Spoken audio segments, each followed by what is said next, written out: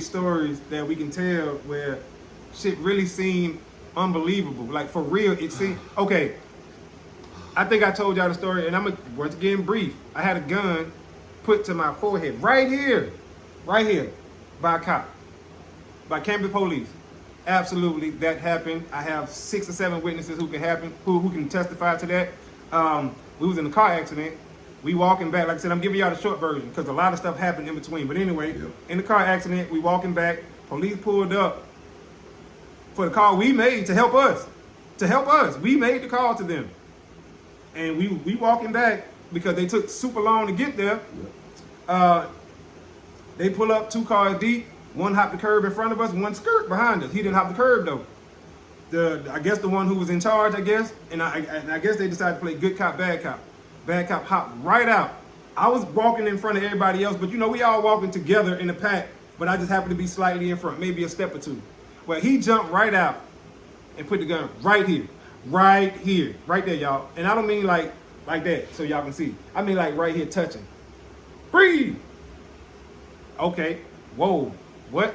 So I'm like, cause I had my hand in my pants like this because it was cold because somebody wanted my sweater. You know what I'm saying? Because it was cold. It was young ladies with us. Okay, cool. Somebody needed a sweater. I don't know who it was. I gave them the sweater. Y'all can wear the sweater. No problem. We all in the band together. No problem. Gave him the sweater. I got my hand inside my jogging pants and we walking back. He hopped out. He do that. I'm like, whoa, I'm standing there. I'm like, damn. In your head, everything, you know what I'm saying? You're like, whoa, what going on? And I just remember one of the girls who was with us was terrified of guns and she started freaking out.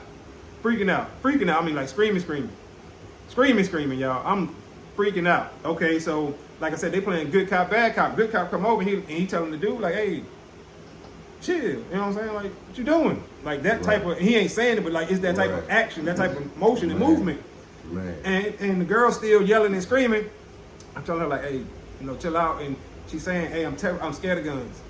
Like, what I'm saying? I don't like guns. And I guess because of the hometown she came from, she's seen a lot of violence or whatever, so she didn't like it. Yeah. So to see this happening right in front of her, it kind of freaked her out or whatever. Yeah. And I will say, she was freaked out and snapping at the same time. Yeah. You know how somebody is scared and they so scared that they just going off? She going off. And I would say that's part of the reason that they backed down.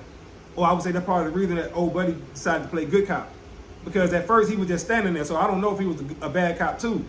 But when she started going off, first she was freaking out, then she going off, and she wouldn't stop. I think that kind of just... Let it go. Yeah.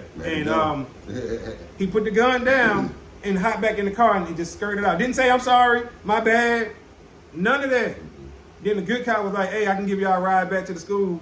You know what I'm saying? All y'all can't fit. I can come back. He said, I can take the girls and I can come back and get the guys because it was me, Vic, and Drew. Yeah. And we were like, no, we straight.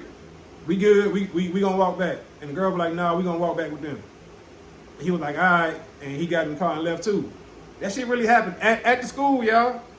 Right. At the school, and I was just on Meridian Street, and I'm just like, you know what? Whatever. You know what I'm saying? Yeah. And we went on about our day, about our night. You know what I'm saying? We end up, because we were going to a party, but we ended up just walking back to the dorm. They went back to their dorm, like I said, it was separated, so they went back to their side, we went back to our side. And that was the night, y'all.